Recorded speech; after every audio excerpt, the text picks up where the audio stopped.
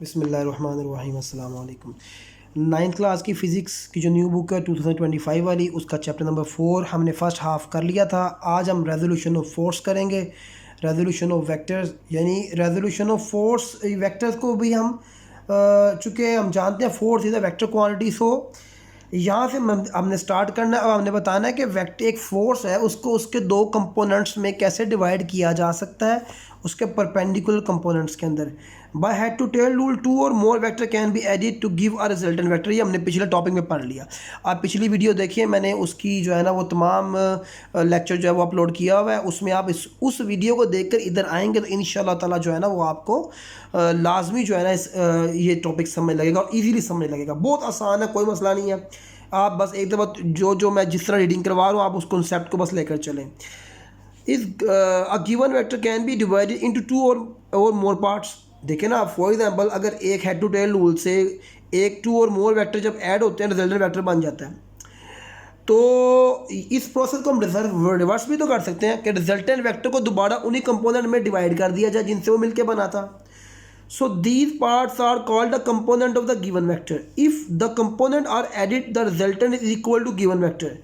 So अगर हम resultant को divide करें, यानी if we divide a force, एक force है उसको उसके component में divide कर दे तो इस process को resolution of force बोलते हैं। Like मैंने उसकी definition लिखी है, मैं अभी आपको इधर से explain करूँगा सारा। मैं reading करवा दूँ पहले, then वो जो components हैं वो collectively क्या कहलाते हैं। A force is resolved into two component. ये मेरे पास देखिए एक फोर्स है, ये मेरे पास एक रेक्टेंगुलर कोऑर्डिनेट सिस्टम है जिसमें ये मेरे पास एक एक्स एक्सिस का सिस्टम दिया हुआ है और ये वाई एक्सिस के दो कोऑर्डिनेट दिए हुए हैं। ये ओरिजिन है, यहाँ से ओरिजिन से एक फोर्स एफ वेक्टर के जरिए रिप्रेजेंटेशन हो रही है। वो कहते हैं जो फोर्स एफ है ना ये अपने कंपोनेंट के अंदर रिजोल्व की जा सकती है और वो कंपोनेंट आपस में परपेंडिकुलर होने चाहिए और वो लाजमी परपेंडिकुलर होते हैं। वो उन परपेंडिकुलर कंपोनेंट्स को हम क्या बोलते हैं, रेक्टेंगुलर कंपोनेंट्स या perpendicular components of the force. अब वो कहते हैं एक फोर्स एफ है, ये देखिए फोर्स एफ है, इसको हमने रिजोल्व कर दिया इनटू टू परपेंडिकुलर कंपोनेंट। देखिए मैंने एक परपेंडिकुलर ड्रॉ, ये कैसे डिजोल्व हुई है, एक परपेंडिकुलर पॉइंट सी से यहाँ करवाया एक्स एक्सिस के ऊपर ए पॉइंट और एक परपेंडिकुलर हमने ड्रॉ करवाया वाई एक्सिस के ऊपर, वो कहलाता है बी पॉइंट पे। तो ये जो फोर्स है ना ये दो कंपोनेंट में डिवाइड होगी। वो कौन से कंपोनेंट है, एक कंपोनेंट हमारे पास ये वाला जो कि एफ एक्स वाई बन गया और एक कंपोनेंट जो है ना हमारा ये वाला जो कि एफ एक्स। देखे ना ये ऊपर से अगर ये कंपोनेंट एफ एक्स है तो ऑब्वियसली बात है ये भी एफ एक्स है, और अगर ये एफ वाई है, देखे ना ये भी एफ वाई है, ये भी एफ वाई है। अगर ये एफ एक्स हमने कर दिया तो ऑब्वियसली ये भी मेरे पास एफ एक्स ही है। यही यहाँ पर लिखा हुआ है a force acting on a body at, और फोर्स जो है ना वो एक्स एक्सिस के साथ एक एंगल थीटा बना रही है। Imagine a beam of light is place above the vector F as a beam fall perpendicularly to the X axis it will cast a shadow A O of a vector into X axis. वो कहते हैं अगर ऊपर light है ना तो ये जो हमारे पास ये शेडो जो है ना इसका, यानी इस वेक्टर का शेडो ये इधर गिरेगा, यानी ये नीचे ये देखें ना इस वेक्टर का शेडो ऑब्वियसली बात है ज़मीन पर ही गिरेगा ना, बेस के ऊपर ही। It was cast a shadow O vector F onto X. We call this shadow X component O vector. In the same way, if light is thrown perpendicular to the, अगर वो कहते हैं आप इसका आप परपेंडिकुलर इसके ऊपर गिराएं तो इसका शेडो ये गिरेगा ये वाला, तो वो उसको जो है ना वो उन्होंने किसका नाम दे दिया, वाई कंपोनेंट का नाम दे दिया। तो in the same way the light is thrown perpendicularly to the Y axis the shadow O B, ये जो शेडो ओ बी है ना ये देखें, तो ये जो है ना हमारे पास वाई कंपोनेंट कहलाता है। A component of the vector is it's affective value in a given direction. वो जो कंपोनेंट होते हैं ना वो बेसिकली हमें डायरेक्शन के बारे में भी इंफॉर्म करते हैं। So the X and Y component can be practically drawn simply by dropping a perpendicular from the tip of the vector F on to the X axis. यानी ये देखिए ना आपने वेक्टर ये यहाँ पे मैंने ड्रॉ वेक्टर एफ से परपेंडिकुलर ये इधर कराया है और एक वेक्टर एफ से परपेंडिकुलर इधर कराया है। एक हमने एक्स एक्सिस के ऊपर ड्रॉ किया परपेंडिकुलर और एक हमने वाई एक्सिस के ऊपर ड्रॉ किया। The X component of the force is denoted by F X and Y component को एफ वाई कहते हैं। ठीक हो गया। अब ये हमारे पास it is evident that the F is the resultant vector of the component F X and F Y. अब मेरे पास ये एफ एक्स है और ये मेरे पास एफ वाई है, एफ एक्स और एफ वाई। तो ये जो एफ वेक्टर है ना, ये देखिए अब हेड टू टेल रूल की मदद से, ये पहला वेक्टर, ये दूसरा वेक्टर, दूसरे वेक्टर की टेल पहले के हेड से कोइंसाइड कर रही है, और जो रिजल्टेंट वेक्टर है वो क्या होता है, उसकी हेड आखिरी के हेड से, उसकी टेल पहले के टेल से। तो ये हमारा बात प्रूव हो गई, ये वाली भी। सो ये आपस में म्यूचुअली परपेंडिकुलर भी है, देखिए यहाँ पर 90 का एंगल बन रहा है। अब मैं चाहता हूँ भाई ये जो मैंने एफ एक्स और एफ वाई है इनका मैग्नीट्यूड भी तो निकालना है ना। ये देखिए हमने यहाँ पर इसको एक्सप्लेन किया होगा। ये मेरे पास एक कोऑर्डिनेट सिस्टम था, मैंने एक वेक्टर एफ में से यहाँ से एक परपेंडिकुलर ड्रॉ इधर करवाया और एक परपेंडिकुलर ड्रॉ इधर करवाया, ठीक हो गया। तो मेरे पास अब एक ट्रायंगल देखिए ओ ए सी एक ट्रायंगल बन गई है, ठीक हो गया। उसके अंदर ये मेरा एफ वाई है, ये एफ एक्स है, तो ये भी हमारा एफ एक्स ही होगा। रेजोल्यूशन ऑफ फोर्स की डेफिनेशन हमने बता दी थी, और ये हमारे पास रेक्टेंगुलर कंपोनेंट की डेफिनेशन आ गई। अब मैं निकालना चाह रहा हूँ हमारे पास कि जो एफ एक्स है, यानी जो एफ, उन्होंने कहा जी जो एक्स कंपोनेंट है, एक्स एक्सिस का जो कंपोनेंट है वो एफ एक्स है, और जो वाई एक्सिस का जो कंपोनेंट है ना वो एफ वाई है। अब मेरे पास एफ एक्स की भी कोई वैल्यू होनी चाहिए और मेरे पास एफ वाई की भी कोई वैल्यू होनी चाहिए। तो उसके लिए हमारे पास ये तरीका है, the magnitude of the perpendicular component can be found from the right angle triangle. अब मेरे पास देखिए ये राइट एंगल ट्रायंगल है ओ ए सी, ठीक हो गया, ये राइट एंगल ट्रायंगल है ओ ए सी। अब मेरे पास हमने ना कोस थीटा के ज़रिए ना, चूँकि हमारे पास डायरेक्शन फाइंड करने के लिए वेक्टर क्वांटिटी के लिए कोस थीटा होता है। अब मेरे पास जो कोस थीटा है ना, ये देखिए, तो ये मेरे पास यहाँ पर आ गया। कोस थीटा का फार्मूला पता क्या होता है, कोस थीटा का, cos theta base over hypotenuse. तो ट्रायंगल, एक जो राइट एंगल ट्रायंगल होती है उसमें तीन चीज़ें होती हैं ना, ऐसा ही है ना, उसमें तीन चीज़ें होती हैं, ये हाइपोटेनस होता है, ये परपेंडिकुलर होता है और ये बेस होती है, ऐसा ही है हमारे पास। तो अगर मैं इस ट्रायंगल के ऊपर जाकर देखूं कि बेस कौन सी है, ओ ए है, और हाइपोटेनस क्या है, ओ सी है, तो मैं यहाँ लिख देता हूँ cos theta is equal to O A, base hypotenuse है ओ सी, तो कोस थीटा। ओ ए मेरे पास क्या है, ओ ए असल में एफ एक्स के बराबर है, तो मैंने एफ एक्स लिख दिया। ओ सी असल में जो है ना वो एफ के इक्वल है, तो एफ लिख दिया।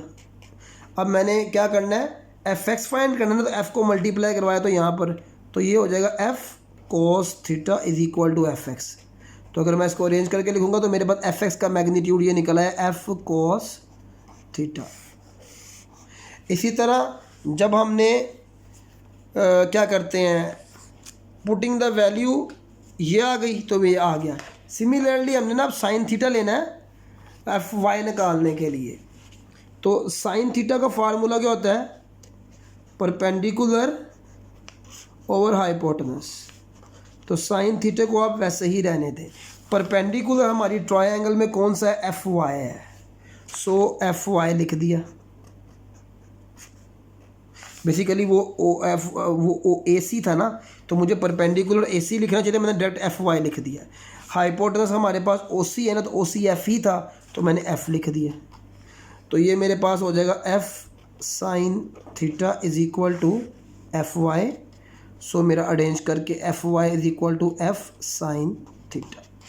तो यूँ मैंने एफ एक्स और एफ वाई यहाँ से दोनों निकाल के आपको शो करवा दी। ये मेरे पास एफ एक्स भी निकला है और ये मेरे पास एफ, किस तरह निकला वो मैंने आपको फार्मूला बता दिया। सो ये मेरे पास जो है ना, ये देखिए sine theta, perpendicular hypotenuse, cosine, base over hypotenuse और टेनियंट, ये तो हमारे पास आगे फंक्शंस हैं। यानी आपको ट्रिग्नोमेट्रिक रेशियोज याद होनी चाहिए, वो मैं आपके लिए आसानी के लिए, वो हम चूँकि मैथ में भी हमने करनी है वो ट्रिग्नोमेट्री, तो वहाँ भी हमारे पास कंफर्म हो जाएगी। उसके बाद जो इसका दूसरा टॉपिक है ना, वो ये है कि अगर हमने भी ये पढ़ा कि एक फोर्स को, एक रिजल्टेंट फोर्स को उसके कंपोनेंट में हम डिवाइड कर देते हैं, रिजॉल्व कर देते हैं, तो क्या कंपोनेंट्स की मदद से दोबारा फोर्स भी बना सकते हैं। Determination of force from its perpendicular component, तो हमने कहना yes, the magnitude and the direction of a force can be found if its perpendicular are known. For example मेरे पास अब परपेंडिकुलर कौन कौन से फैक्टर कौन कौन से हैं ना, आप ज़रा गौर से देखिए ना।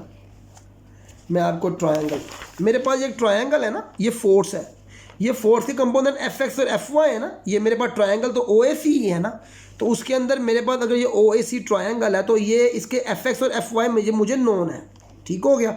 और एफ मैंने निकालनी है, तो मैं फाइंड कर सकता हूँ कैसे, वो देखिए ऐसे। फॉर एग्जांपल मेरे पास इस ट्रायंगल के अकॉर्डिंग जो ओ सी है, ओ सी वो इक्वल है एफ के।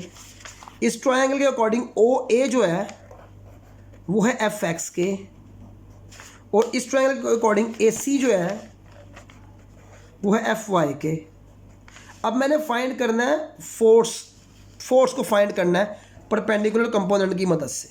तो मैं अब फार्म यूजिंग करूँगा, यूजिंग, देखिए यहाँ पर उन्होंने पाइथागोरस थ्योरम यूज़ किया है, पाइथागोरियन थ्योरम यूज़ किया, तो हम भी करेंगे।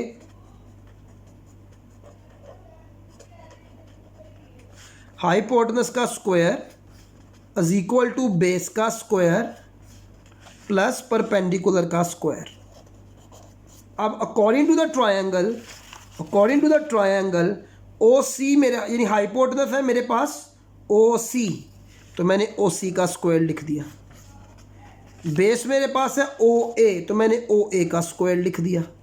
परपेंडिकुलर है मेरे पास ए सी, परपेंडिकुलर 9 सीधी लाइन को कहते हैं, मैंने ए सी का स्क्वायर लिख दिया। ओ सी मेरे पास किसके इक्वल है, एफ के, तो एफ लिख दी। ये तो मैंने फाइंड करना है एफ का स्क्वायर। ओ ए मेरे पास एफ एक्स का स्क्वायर और वो एफ वाई का स्क्वायर। अब हमने फाइंड करना है एफ, तो क्या करेंगे, एफ स्क्वायर तो नहीं फाइंड करना, तो टेकिंग रूट ले लेंगे। टेकिंग रूट एफ स्क्वायर पर रूट एफ एक्स का स्क्वायर प्लस एफ वाई का स्क्वायर, ये इससे कट गया।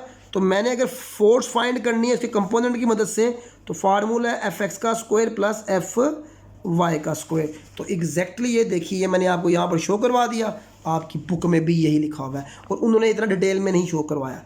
अब मैंने अगर फॉर एग्जांपल डायरेक्शन फाइंड करनी ना, तो डायरेक्शन का फार्मूला tan थीटा से निकलता है। हमने कहना है वी कैन फाइंड डायरेक्शन, तो डायरेक्शन को होता है फार्मूला tan थीटा से फाइंड करते हैं। tan थीटा किसको बोलते हैं, perpendicular over base, tan theta का ये फार्मूला है। अब according to the diagram base मेरे पास ओ ए है, सॉरी परपेंडिकुलर है ना, tan थीटा में परपेंडिकुलर ऊपर है ना, ये देखिए। तो परपेंडिकुलर मेरे पास कौन सा है जी, ए सी, यानी उसकी जगह मैं क्या लिख सकता हूँ, एफ वाई, तो मैंने लिख दी एफ वाई। बेस मेरे पास कौन सा है, ओ ए है, उसकी जगह मैंने लिख दिया एफ एक्स, तो ये मेरे पास आ गया tan थीटा। अब डायरेक्शन खाली थीटा होता है, तो थीटा यहाँ पर रहेगा, tan वहाँ पर जाके इन्वर्स हो जाएगा, तो tan inverse F Y over F X. So we can find direction with this formula. So ये हमने जो है ना वो दोनों टॉपिक कंक्लूड कर दी अल्हम्दुलिल्लाह। हमारा ये दोनों वेरी इंपॉर्टेंट टॉपिक हैं लॉन्ग के पॉइंट ऑफ व्यू से। तो इंशाल्लाह ताला अब हम यही करेंगे कि नेक्स्ट वीडियो के अंदर रिमेनिंग टॉपिक करवा के फिर हम इसकी एक्सरसाइज भी करवा देंगे। हमेशा की तरह वही बात मैं एंड में भी कहूँगा कि देखिए हम मेहनत कर रहे हैं आप लोगों के लिए कि नया सिलेबस एक अच्छे तरीके से आप लोगों के पास अरेंज हो जाए। तो कोशिश कीजिए कि जुड़े रहिए हमारे साथ, सब्सक्राइब करें चैनल को, लाइक शेयर कीजिए। कंटेंट इंशाल्लाह ताला ऐसा मिलेगा कि आपको जो है ना फ़ायदा देगा। दूसरे जो बच्चे ऑनलाइन क्लासेस लेना चाहते हैं उनके लिए भी फैसिलिटीज़ अवेलेबल है। हम नंबर जो है ना वो लगा देते हैं वीडियो के ऊपर, तो आप हमारे साथ जो है ना वो रब्ता कर सकते हैं, तो आपको जो है ना लाजमी अकोमोडेट किया जाएगा। इंशाल्लाह नेक्स्ट वीडियो में मिलेंगे। अल्लाह हाफिज़।